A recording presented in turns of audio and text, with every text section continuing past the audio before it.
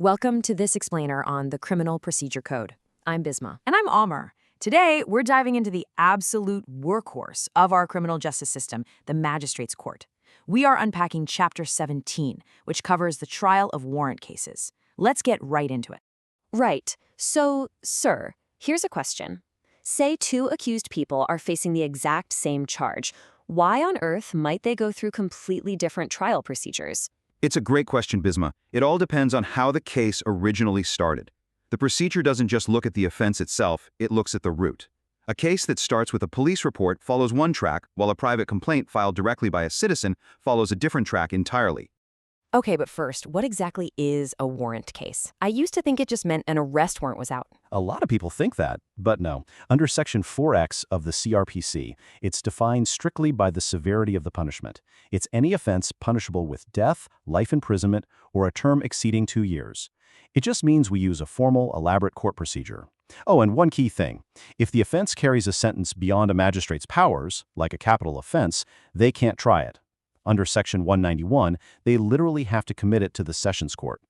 Got it. So how does that contrast with summons cases? Well, the CrPC has different gears.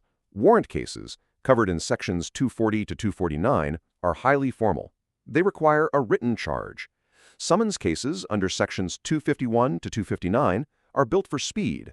They're for lesser offenses, 2 years or less, and you skip the formal written charge sheet entirely. The magistrate just orally states the offense.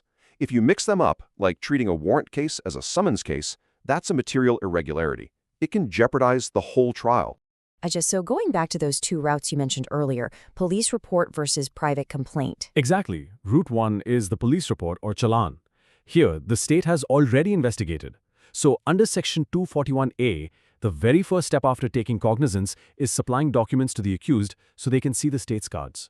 Route 2 is the private complaint under Sections 242 to 249.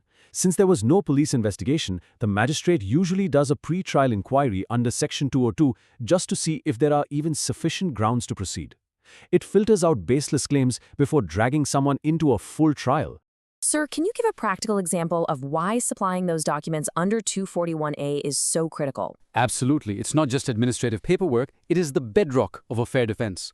Take the Lahore High Court case MST Farida Bibi v. the State, that's 2004 PCRJ 1234. The court ruled that giving the accused copies of the FIR, the challan, and prosecution documents is a mandatory procedural safeguard. If a trial moves forward without those documents, the accused is completely prejudiced. An appellate court will almost certainly set that conviction aside. So once documents are supplied and a charge is framed, what's next? The trial actually kicks off. Under Sections 242 and 243, the magistrate records the prosecution's evidence in narrative form. The witness gives their examination in chief, and then the defense gets to cross-examine. And remember, if that witness made a prior statement to the police during the investigation, the defense can use that exact written statement to expose any contradictions. But sir, magistrates are usually under so much pressure to clear their dockets. Don't they sometimes try to cut lengthy cross-examinations short? They do try, but the Supreme Court drew a very hard line on this in Al-Adita v. the State, 2016 SCMR 1456. They made it crystal clear. The right to cross-examine is a fundamental component of a fair trial under Article 10A of the Constitution. A magistrate cannot just arbitrarily curtail this right to save time. Doing so renders the whole trial unfair. Okay, so the prosecution finishes up. What happens then? Then we hit one of the most vital safeguards in the entire code, the Section 342 examination. This is the accused golden opportunity to explain the evidence against them directly to the judge. But here's the kicker. They are not on oath. They aren't taking the witness stand, which means they can't commit perjury here, and their choice to remain silent cannot be used to punish them. Does the judge just ask them a blanket question like, hey, are you innocent? No way, and that's actually a massive issue when they do. In Ghulam Hussain v. the State, 2013 SCMR 1234, the Supreme Court ruled that a lazy, summary question like, are you innocent, is constitutionally and procedurally inadequate. The magistrate literally has to put every single material piece of evidence to the accused individually. If there's a recovered weapon, they have to ask about that specific weapon. Skipping this can completely destroy a conviction's legality on appeal. Right. So after this 342 statement, does the accused have to bring their own witnesses to prove they're innocent? Legally, no. The burden of proof stays squarely on the prosecution from day one, beyond a reasonable doubt. Under Sections 244 and 340, the accused has the option to call defense witnesses or even testify on oath, but it is completely optional. They can just sit back, rest their case, and argue the state failed its job. Makes sense. And then we move to the final stages. Yes, Sections 247 and 248. Closing arguments are heard, the prosecution pushing for guilt, the defense highlighting reasonable doubts. Then the magistrate delivers the final judgment. It's either a conviction with a sentence or an acquittal. So to put it all together, can we do a quick recap of the entire journey for a police report case? Let's do it. Step 1, the FIR or challan is filed.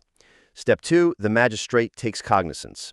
Step 3, under 141A, documents are supplied to the accused. Step 4, under 240, the formal charge is framed. And Step 5, under 242, the prosecution evidence is recorded and cross-examined. Amr? Then we move to Step 6, the unsworn Section 342 exam of the accused. Step 7 is the optional defense evidence under 244. Step 8, closing arguments under 247. And finally, Step 9, the judgment under Section 248. That's your 9-step unbroken chain of a fair warrant trial. Perfect. Let's just quickly clear up some common misconceptions we hear all the time. Number 1, a warrant case means an arrest warrant was issued. Number 2, the accused has to prove their innocence. And number 3, Section 342 statements are sworn under oath. Exactly, all completely false. Warrant case just refers to the formal trial procedure for offenses with over 2 years punishment. The burden of proof always stays on the prosecution, never the accused. And 342 statements are specifically unsworn, protecting the accused. This has been super helpful. Any final takeaways for the viewers? Just one practical tip. We just walked through this massive, elaborate procedure, but there's a powerful shortcut. Section 249A of the CrPC. If the prosecution's case is completely groundless right from the start, the magistrate can acquit the accused at any stage. You don't have to suffer through the whole trial. So the real question is, if this tool exists to clear backlogs and stop prolonged anxiety, why aren't more defense attorneys utilizing it before the trial even begins? Something to think about.